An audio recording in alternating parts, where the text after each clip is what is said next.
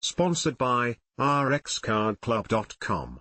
Get a free prescription drug card and save up to 85% on prescription drugs.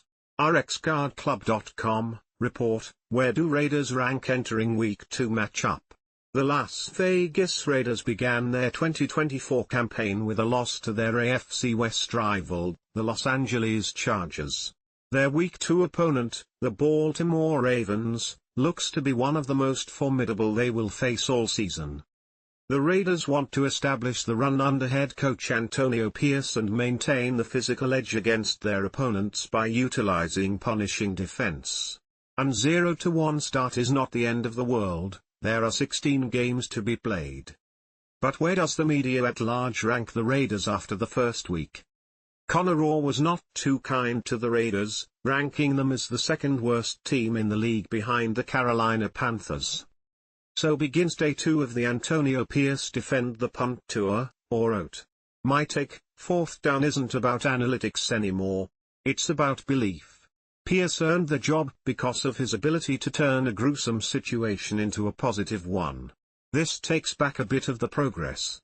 Of course, we can't have this criticism both ways. A coach like Dan Campbell gets praised for his instance on fourth down attempts and Brandon Staley gets fried. What matters is that you convert. I would have liked to have seen Pierce try and convert before ultimately deciding whether to become more conservative or aggressive. Fox Sports' David Hellman's analysis was not much more favorable. "We'll see how long the vibes last now that Antonio Pierce isn't an interim hire," Hellman wrote.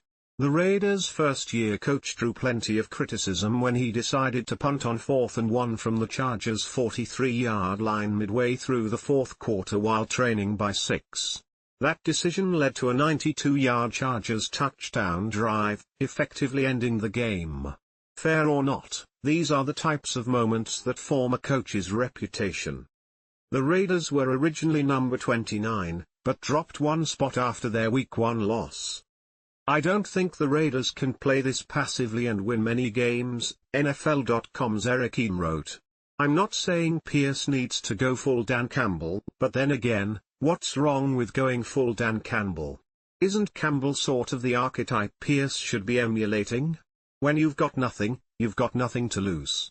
It can't hurt to take a bolder approach against a pent-up Ravens team and Lamar Jackson in Baltimore this Sunday." The 33rd team's Marcus Mosher was by far the most favorable of the bunch. The Las Vegas Raiders had a good chance to upset the Chargers in Week 1, but turnovers and sloppy play led to their defeat, Mosher wrote.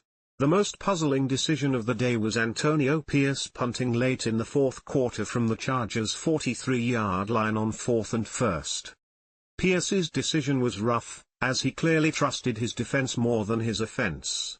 That can't happen again if the Raiders want to have any chance of sneaking into the playoffs. Ensure you follow on X, Twitter, @Hondo Carpenter and IG @HondoSR and never miss another breaking news story again.